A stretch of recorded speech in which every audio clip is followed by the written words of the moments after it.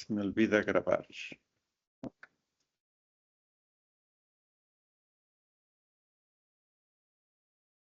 Bueno, como habíamos comentado previamente, ahora sí vamos a continuar con investigación. Ya habíamos visto de administración recientemente las semanas previas. Entonces hoy vamos a ver lo que es un diseño de estudio de investigación en docencia. Que aunque ya habíamos visto algo sobre ensayo clínico controlado, considero que es conveniente, sobre todo para los que no habían acudido, hacer una pequeña recuerdo de algunas cosas. Entonces, cuando hacemos un estudio de investigación, debe reunir al menos estos 15 puntos que estamos comentando: el título, quiénes son los investigadores, a qué institución pertenecen, un marco teórico, y el marco teórico debe estar constituido por los antecedentes, el planteamiento del problema, por qué justificamos realizar ese estudio, algo muy importante que es la pregunta de investigación. Esto es tan trascendente que pues de eso depende el buen desarrollo o no.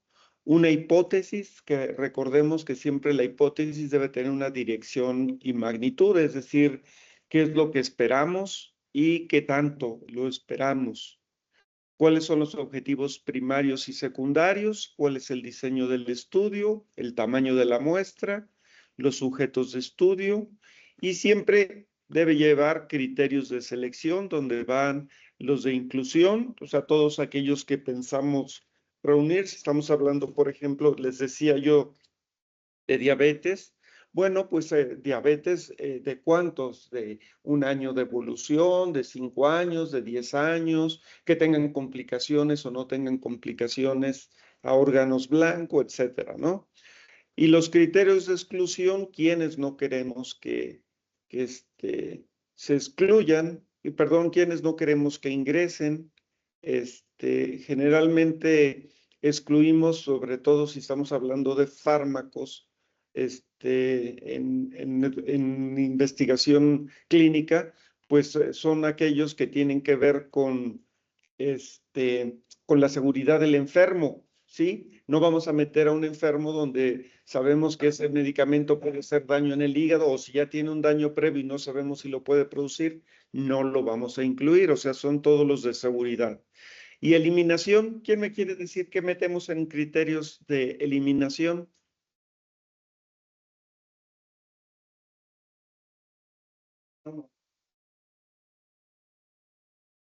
Por favor, nada más, uno de los dos.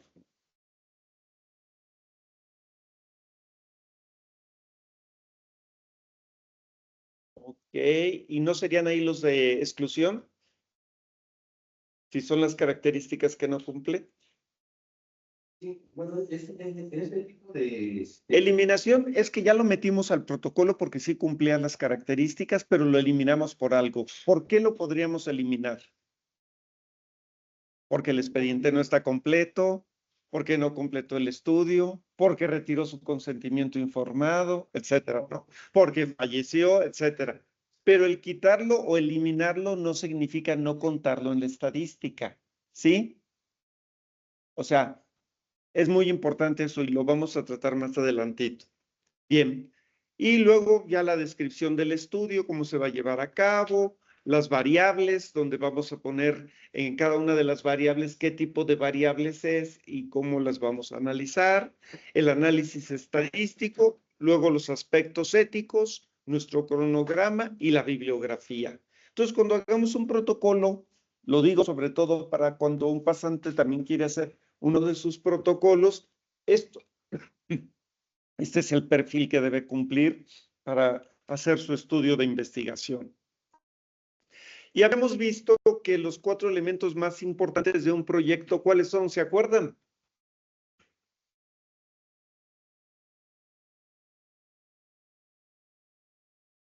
El título, la pregunta de investigación, la hipótesis y los objetivos. Ahora, vamos a hablar de ellos en un momento. Y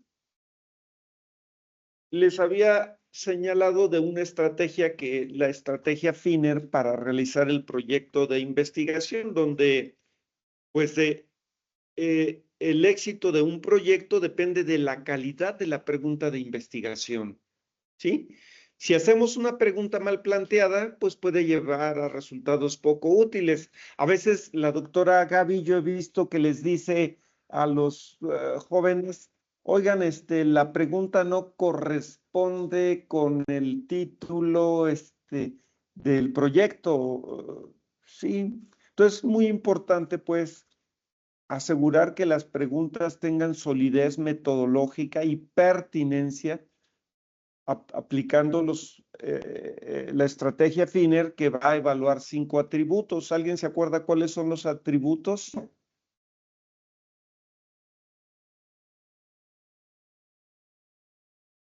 El primero es de FINER factible, que sea factible.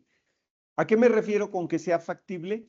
Que el estudio pueda llevarse a cabo con los recursos disponibles. Si no se tienen los recursos, pues para empezar no es factible, ¿sí? Por ejemplo, en investigación sobre el impacto de simulación clínica en 500 estudiantes puede ser ambiciosa, pero factible. Ahora, sobre todo, pues si la institución cuenta con un centro de simulación y docentes capacitados, el tema sería, ¿por qué podría no ser factible? Que a lo mejor no tenemos los 500 estudiantes, ¿sí? Entonces ya no es factible, no porque no haya centro de simulación, sino porque a lo mejor no hay 500 estudiantes. Entonces diríamos a lo mejor 400, 300 o con los que podamos contar, ¿sí? Entonces es muy importante en la factibilidad el número de sujetos disponibles. Si estábamos diciendo de diabetes y queríamos tener, no sé, 30 millones, pues en México no hay 30 millones de diabéticos, porque sabemos que el 15% de la población mexicana mayor de 20 años tienen diabetes. Suponiendo que los mayores de 20 años sean 100 millones, pues serían más o menos 15 millones. Ese sería el número, pero tampoco podemos abarcar el 100% de la población, ¿sí? Entonces acuérdense que cuando se hace un estudio se toma una muestra. Bien. Hay situaciones en las que sí se podrían tener todos los elementos, como podría ser el caso de tener los 100 estudiantes de simulación. Bueno, ¿cuántos sujetos se eliminarán? Porque si a lo mejor el número de sujetos que estamos metiendo son 100, pero a lo mejor se nos eliminan 20 o 30%, pues el resultado del estudio ya no va a ser factible, ya no va a ser útil. Y de esos 100 que tenemos disponibles, a lo mejor, ¿cuántos pueden rehusarse a participar en el estudio? Acuérdense que tienen que firmar un consentimiento informado. Entonces, si se están rehusando a, a llevar a cabo el estudio, pues tampoco es esto útil. ¿Y cuántos se perderán en el camino porque hubo una reacción adversa, porque decidieron retirar el consentimiento informado, porque se cambiaron de ciudad, etcétera? Todas las cuestiones que ustedes saben que pueden suceder en el camino. Otros elementos no contemplados, pero que pueden afectar la factibilidad, la experiencia. Si el investigador no tiene experiencia en eso, pues tampoco es factible, o los demás investigadores. O si no se va a poder llevar a cabo el reclutamiento, la medición o el análisis. Y también en esto de factibilidad hay que tomar en cuenta el costo. A lo mejor todo lo anterior puede ser factible, pero el costo es muy elevado y no contamos con él, pues tampoco. O si va a ser un estudio de investigación de un pasante que va a durar un año y que el tiempo para llevar la investigación va a llevarse 2 años, pues ya no es factible. A menos que lo reporte desde un principio como un reporte preliminar y que otro compañero vaya a llevar a cabo el seguimiento del estudio, ¿sí?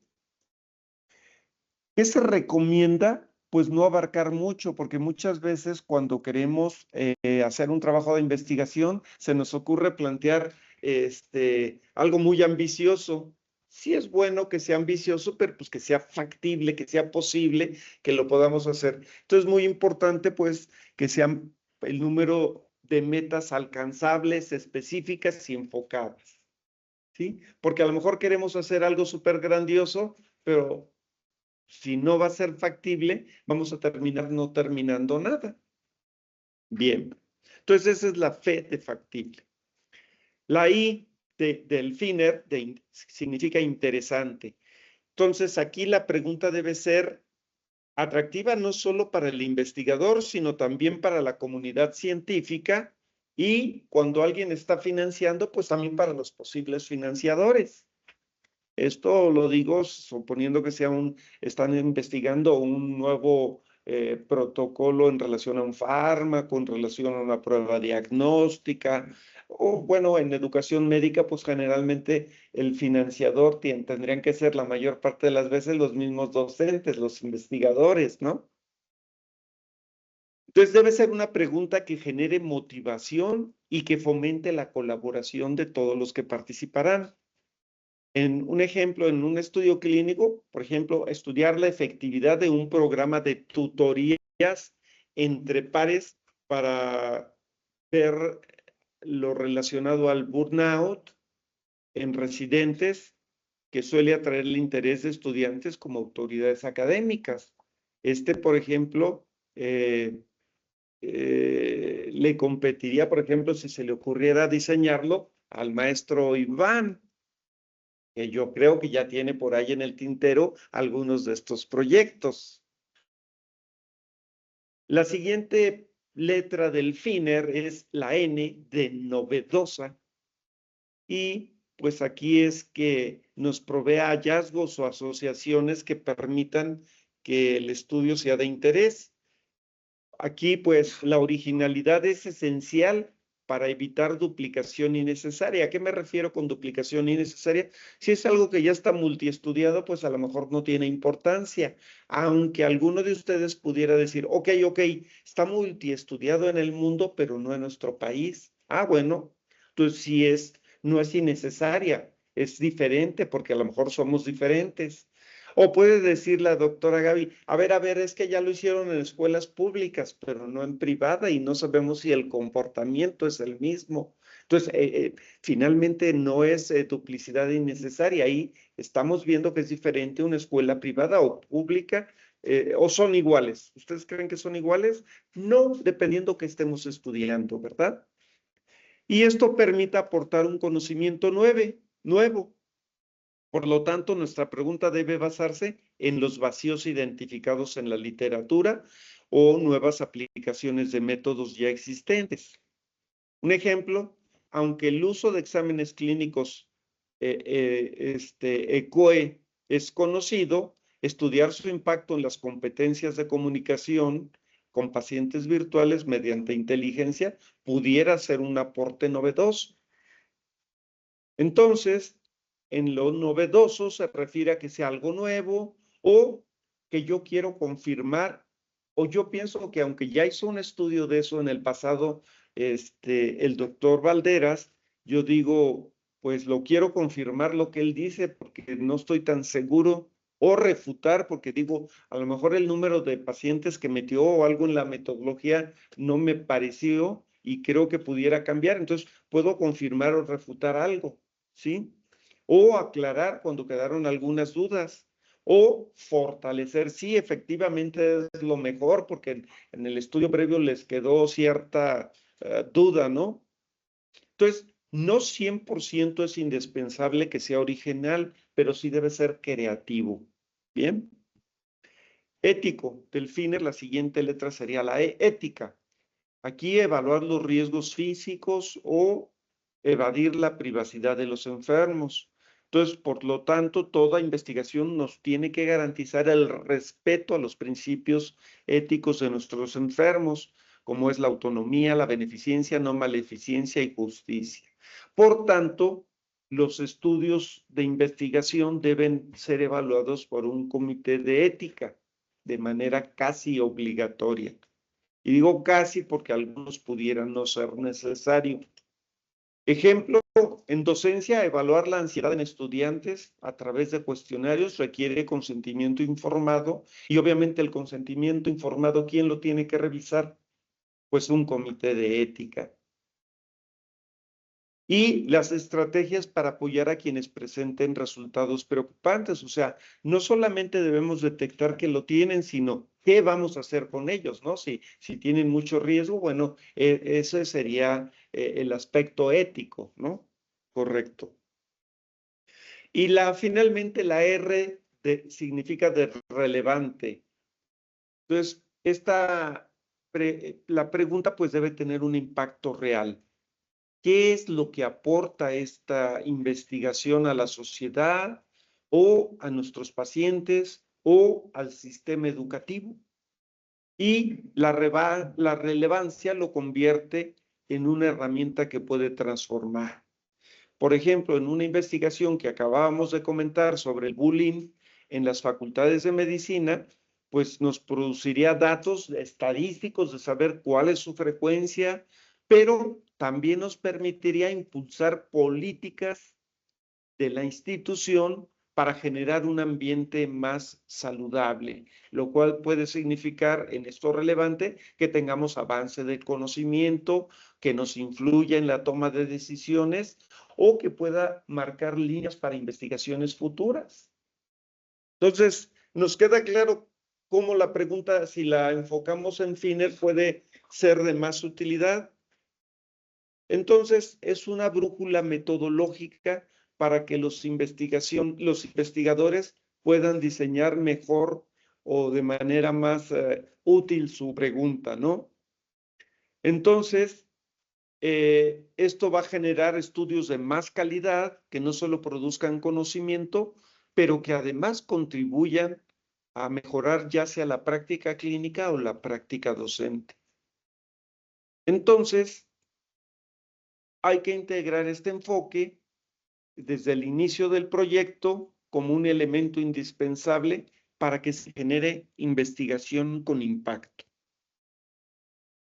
Bueno, y para definir el problema o planteamiento de la pregunta, pues debe ser un problema educativo real, por ejemplo, si lo estamos haciendo en educación. Por ejemplo, sería bajo rendimiento en evaluaciones clínicas. ¿Ese podría ser una situación real? Sí. O que nuestros alumnos tengan deficiencia en las habilidades blandas, ¿podrá ser un problema? Sí. O de las nuevas tecnologías en la enseñanza, si eso puede generar disminución del rendimiento, sí. Acuérdense que los que tienen una brecha importante digital tienen menor desarrollo en países, en sociedades, en poblaciones. Ok.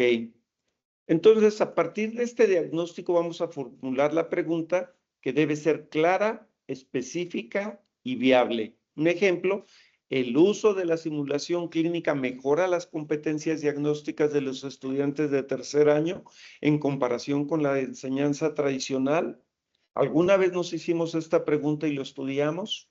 No, porque a lo mejor van a decir, no, es que ya lo estudiaron en otros países, ¿no? Pero yo les pregunto, ¿tenemos pruebas de que en México o que en esta escuela se ha hecho? Pues sí, seguramente la simulación clínica sí, pero no el estudio para demostrar que contra la tradicional era mejor. Y sería correcto o ético, esta pregunta la lanzo a todos, decir, pues vamos a poner un grupo control en nosotros y uno con enseñanza tradicional y otro con simulación. ¿Qué opinan? No sería ético. ¿Por qué, Edwin? Porque ya se sabe que es útil y puede poner en desventaja a los que no, a los que llevaran el método tradicional. Estoy de acuerdo, completamente. Sí. Si no tuviéramos simulación y lo comparamos con el histórico, entonces podría ser. Ahora, lo que sí se puede hacer, si se tiene la información, comparar cómo les está yendo ahorita contra la historia, contra el grupo histórico. Bien. Y pues tenemos que establecer nuestro marco teórico y el estado del arte. Un diseño sólido necesita un sustento conceptual que esté basado en las teorías educativas. ¿Cuáles teorías educativas conocen? Iván.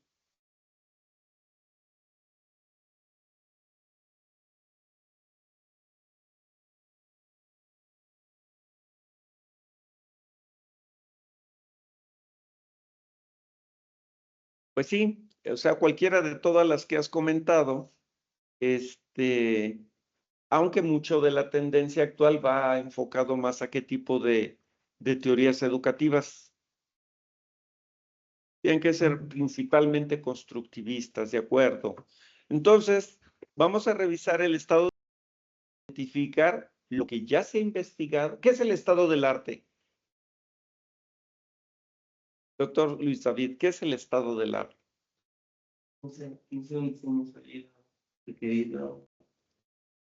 ¿Cómo? Un diseño sólido. Ah, no. A ver, cuando yo te digo, ¿leíste este artículo sobre el estado del arte del estado asmático, del asma bronquial o del EPOC? ¿A qué me estoy refiriendo? Pues un artículo con información sobre el tema. Ok, sí es un artículo sobre información de ese tema, pero que ya analizó ese artículo. Es una revisión sistemática que tiene guías, que tiene información de artículos, ensayos clínicos controlados, que tiene opiniones de experto, que tiene una serie de información que reúne lo más avanzado en ¿cuál es el prototipo? ¿Alguien sabe cuál es el prototipo de un artículo de estado del arte? Pues las famosas clínicas de Norteamérica. ¿No son revisiones sistemáticas? ¿Alguien ha leído las clínicas de Norteamérica? ¿Sí, todos las han leído? ¿No? Bueno, por ejemplo, en farmacología, en otorrino, en medicina interna, en cirugía, hay unos libritos que se llaman Clínicas Médicas de Norteamérica. Cada uno de ellos tiene muchos artículos de revisión. Son revisiones sistemáticas, donde viene lo más avanzado. Por ejemplo, si estábamos hablando que era una clínica de puro asma, pues sobre diagnósticos, sobre tratamientos, sobre pruebas diagnósticas, etcétera. Si estamos hablando que es de cirugía o de técnicas, por ejemplo, de manejo de obesidad, pues de las diversas técnicas de manejo de la obesidad, incluyendo a lo mejor del tratamiento médico, cuando enfocarse al tratamiento quirúrgico. Bien, entonces esto permite detectar vacíos de conocimiento y justificar la pertinencia del estudio, porque si tú ya hiciste una revisión sistemática, analizaste todo lo importante. ¿De acuerdo? Ok. Y posteriormente hay que hacer la elección del enfoque y del diseño metodológico.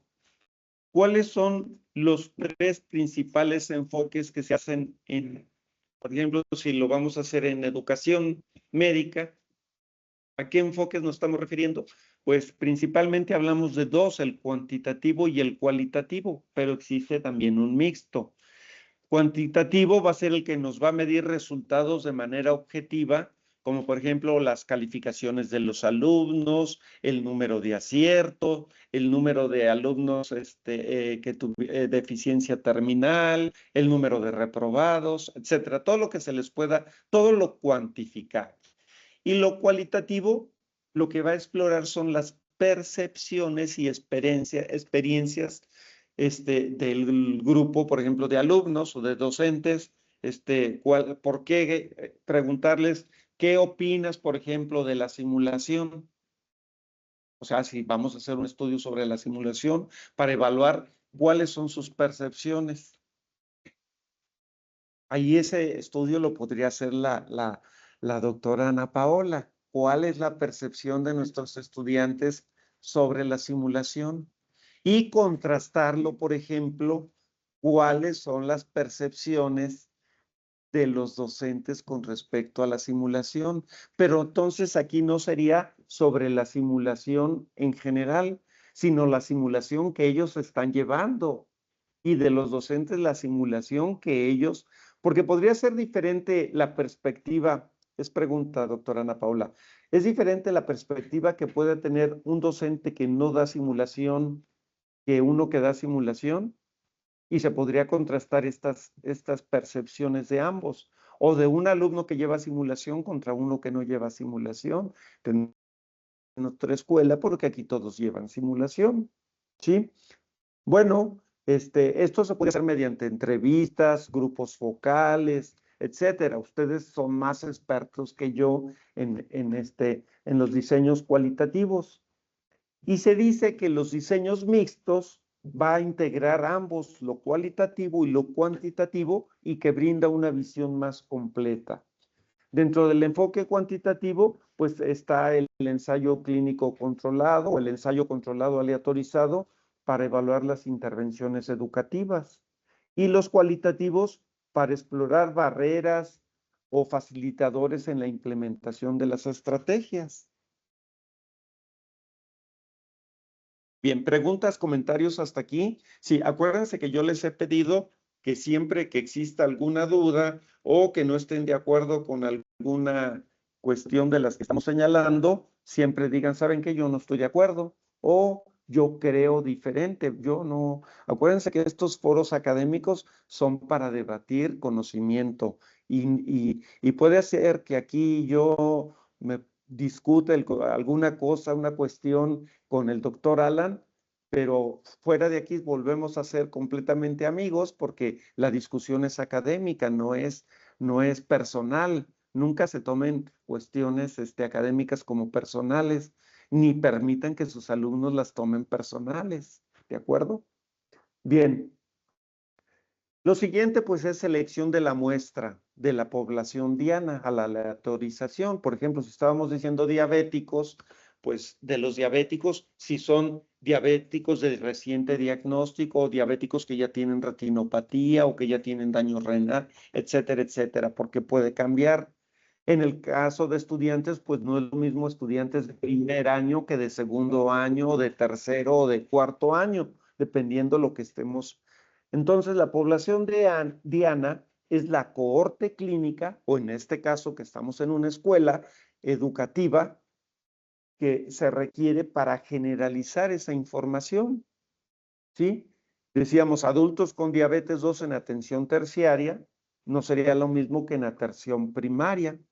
O si estamos hablando de estudiantes médicos, pues residentes R1 serían diferentes que estudiantes R3 de medicina interna o de anestesia o de otra especialidad.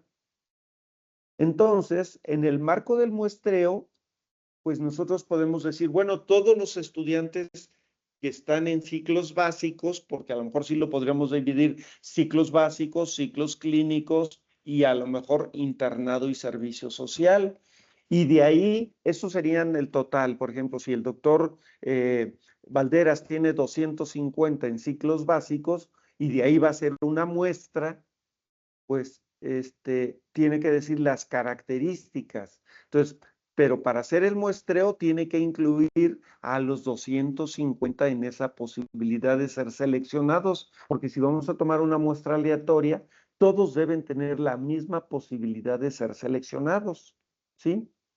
Si lo estamos haciendo de clínicas que trabajan con nosotros, bueno, de todas las clínicas o hospitales que están en ciclos clínicos con nosotros, todas deberían de participar y tomaríamos una muestra aleatoria de cada una de estas clínicas. O si estamos hablando de docentes, pues si estamos hablando de docentes de ciclos clínicos, pues tendríamos que hacer una selección donde hubiera participación de docentes de todos los hospitales. Y si ustedes dijeran, a ver, yo lo que necesito son 100 docentes, pero tengo 200, pues a lo mejor la muestra sería aleatoria poniendo a los docentes de los 20 o 30 hospitales que están con nosotros y de ahí tomar 100 de los 200, pero de manera aleatoria. Ahorita vamos a ver qué características. Entonces, nuestro protocolo para hacer esta selección tiene que tener criterios de inclusión y de exclusión, que son la manera en que los vamos a unir o no a nuestro proyecto, con un procedimiento que vamos a diseñar de reclutamiento, cuál sería el registro de elegibilidad y un flujo consort. ¿Alguien ha leído algo del consort? Este nos va a ayudar para auditar las pérdidas de los alumnos o de los docentes o de lo que estamos incluyendo en el protocolo. ¿sí? Eh, ahorita vamos a comentar más de ello, ¿no? En el ensayo clínico controlado, la selección lo que busca es una representatividad pragmática sin sacrificar la seguridad. Ahorita lo dejo más claro. ¿Cuáles son los elementos que debe tener el flujo consort? Pues la evaluación para elegibilidad. Por ejemplo, si estamos diciendo estudiantes de ciclos básicos y dijimos que son 250, todos deben ser potencialmente seleccionados, posibilidad de ser seleccionados. ¿Sí? Ahí dice, por ejemplo, número de pacientes evaluados inicialmente. Aquí sería número de alumnos evaluados inicialmente. Sí. Sí, se hace cálculo de tamaño de muestra, sí, correcto. Número y causas de exclusión. O sea, ¿por qué se excluyeron? ¿Sí? En la aleatorización, ¿cuál es el total de pacientes que entraron al estudio? Luego, número asignado a cada grupo. ¿Cuál fue al grupo de intervención y cuál fue al grupo control? Porque deben de estar más o menos balanceados los grupos, ya sea en características y en número, ¿sí? Y en el seguimiento, ¿cuántas pérdidas hubo en el seguimiento porque hayan retirado el consentimiento, porque se pudieron haber muerto, porque hubo una reacción adversa, etcétera? Las razones que sean. Se cambiaron, por ejemplo, si son estudiantes, se cambiaron de ciudad, se cambiaron de escuela, etcétera, la razón que sea. Si el retiro fue voluntario o se excluyó por efectos adversos. Y en el análisis también se debe contemplar número de pacientes incluidos en el análisis final y especificar si fue por el número de intención a tratar, estamos hablando de estudios de fármacos, o por protocolo. Ahorita vamos a ver más adelante estas características. Y en el ejemplo, por ejemplo, en medicina diríamos de 300 pacientes evaluados para ingresar a un estudio de un nuevo fármaco en hipertensión, 50 no cumplieron los criterios de inclusión. Entonces, el grupo Diana serían 300, pero como 50 no cumplieron los criterios de inclusión, nos quedan 250. Esos 250 fueron aleatorizados y quedaron 125 en el grupo experimental y 125 en el grupo control. Ahora, durante el seguimiento, 10 abandonaron en el experimental y 8 en el control. Y en el análisis final vamos a decir que 115 se analizaron en el experimental y 117 en el control. Si se fijan, aunque hubo más pérdida en un grupo que en otro, está muy parecido, no repercute en los resultados o en la interpretación de los resultados. Eso es lo que analiza el flujo del consort.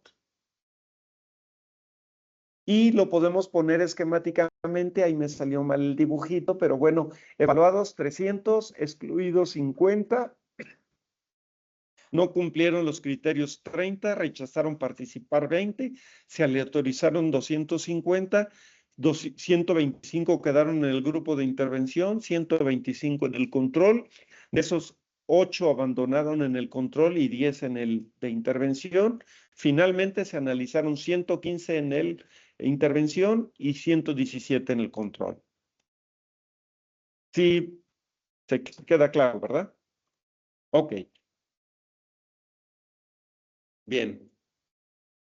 Y bueno, hablando de educación, pues la unidad natural para hacer el grupo pueden ser el aula, puede ser la sede, el Hospital 1 de Octubre, el 20 de noviembre, el Centro Médico Nacional, etcétera, o la Guardia A contra la Guardia B o la C, etcétera.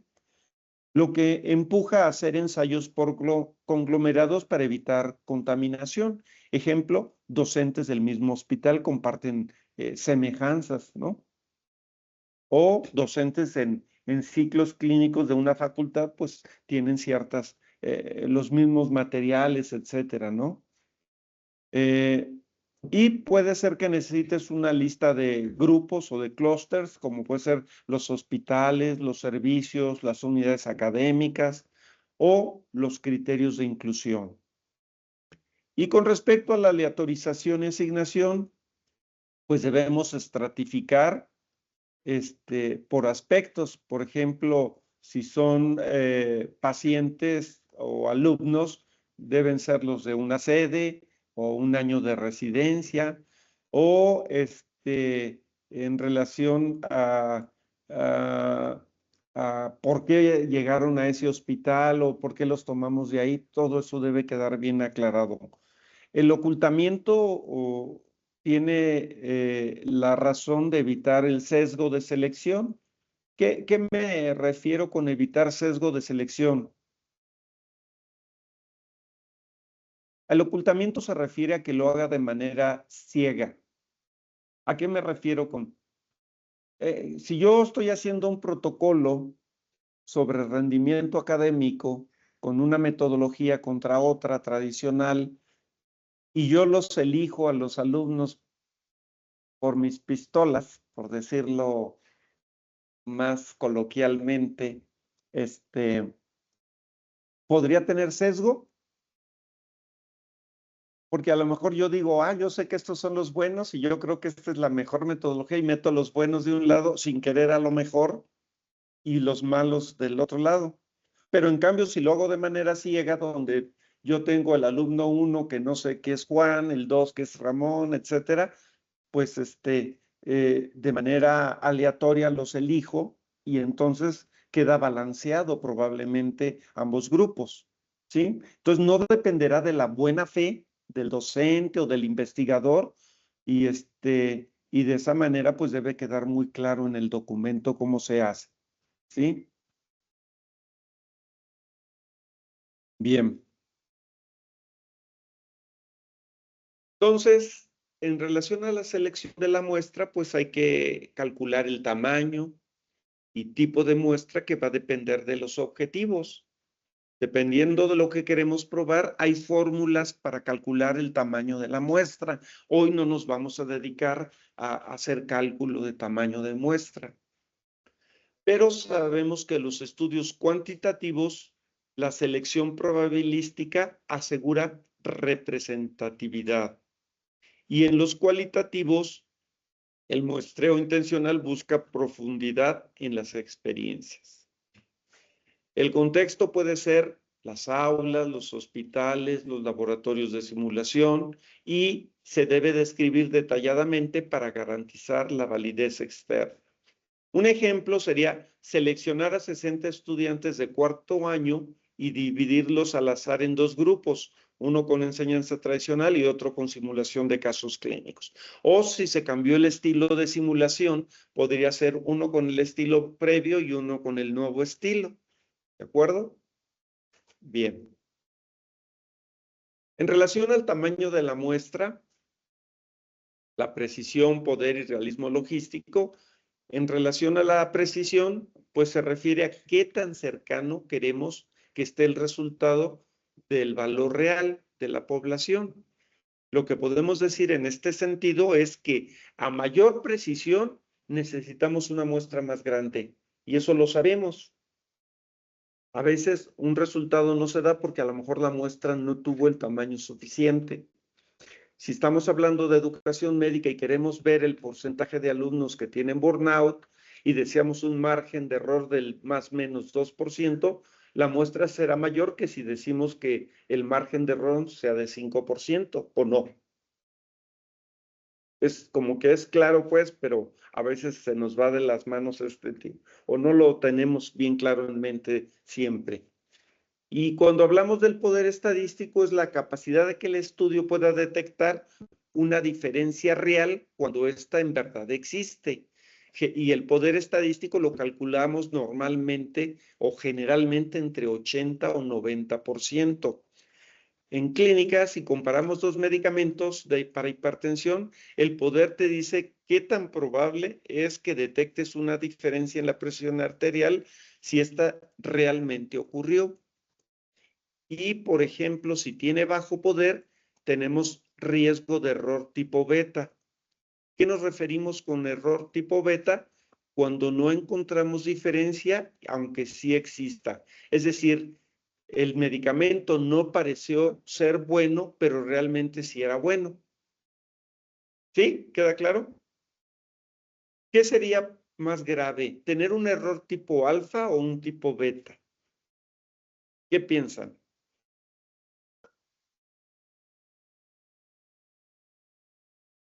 A ver, suponiendo que estamos usando un medicamento oncológico, ¿qué sería más grave? El error tipo beta es no encontrar diferencia aunque exista. Y en el alfa sería encontrarla aunque no exista. ¿Qué sería más grave? El alfa es más grave. El alfa, porque, a ver, si yo te digo este fármaco para quimioterapia de cáncer es bueno, pero no es bueno, ¿qué va a pasar con el paciente? Va a progresar el cáncer. Y si yo le digo, este no lo voy a usar porque no funciona, porque no encuentro diferencia, aunque sí la hay, pues no lo usé, no le produjo daño. Lo malo es que no estoy usando un buen medicamento para tratar el cáncer. ¿Sí? ¿Sí? Ok. Entonces, contornar un error tipo alfa, es decir, un falso positivo, o un error tipo beta, que es un falso negativo, es una decisión ética y metodológica que va a determinar si nuestras conclusiones fueron confiables y útiles para los pacientes, o en nuestro caso, si estamos haciéndolo para nuestros estudiantes. Entonces, debemos diseñar para minimizar el alfa y sin inflar el beta. ¿Queda claro? Y esto exige claridad sobre el efecto clínicamente relevante, es decir, el tamaño de la muestra y la disciplina analítica. Entonces, un error tipo alfa es rechazar la hipótesis nula cuando la hipótesis nula es verdadera. En probabilidad es el nivel de significancia fijado en el protocolo. Generalmente en el alfa, ¿cuánto ponemos de error tipo alfa? Menos de 0.05, ¿no? ¿Y qué significa que yo diga que salió una P de menos de 0.05, que es el error alfa?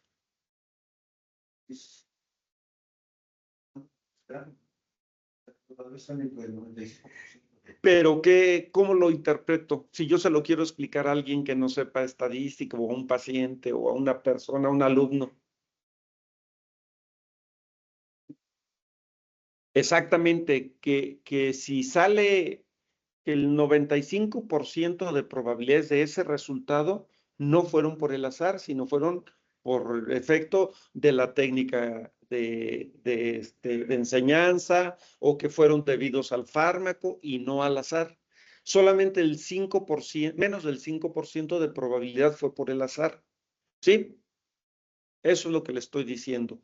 Y el error tipo beta es no rechazar la hipótesis nula cuando es falsa. ¿Sí? Entonces, en relación a la probabilidad beta, su complemento es 1 menos beta, que es la potencia. Es la probabilidad de detectar el efecto si realmente existe. Y decíamos que la potencia la generaba, ¿en cuánto la calculábamos, Iván? No, ese es el alfa, la potencia dijimos 80 a 90%. Vamos a ver después estos cálculos para que nos quede más claro. En cuanto a realismo logístico, pues es la parte práctica. ¿Cuántos pacientes o estudiantes realmente puedes reclutar con tus recursos, con tu tiempo o con tu presupuesto? El cálculo podría decir que necesitamos 500 participantes, pero ¿qué pasa si solo tengo 200? Pues debo hacer una adaptación del diseño para que pueda ser para los 200, ¿no? Si no, pues no lo voy a concluir nunca. Entonces ahí perdería la factibilidad que estoy hablando, ¿no?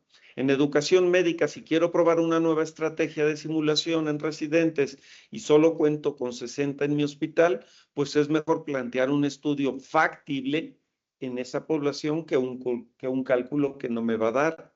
¿De acuerdo? Entonces, precisión tan exacto queremos nuestro resultado, poder, qué tan seguro de detectar diferencias reales y realismo, hasta dónde puedo llegar en la práctica. ¿Y qué debe hacer un buen investigador? Pues balancear estos tres para que el diseño sea apropiado.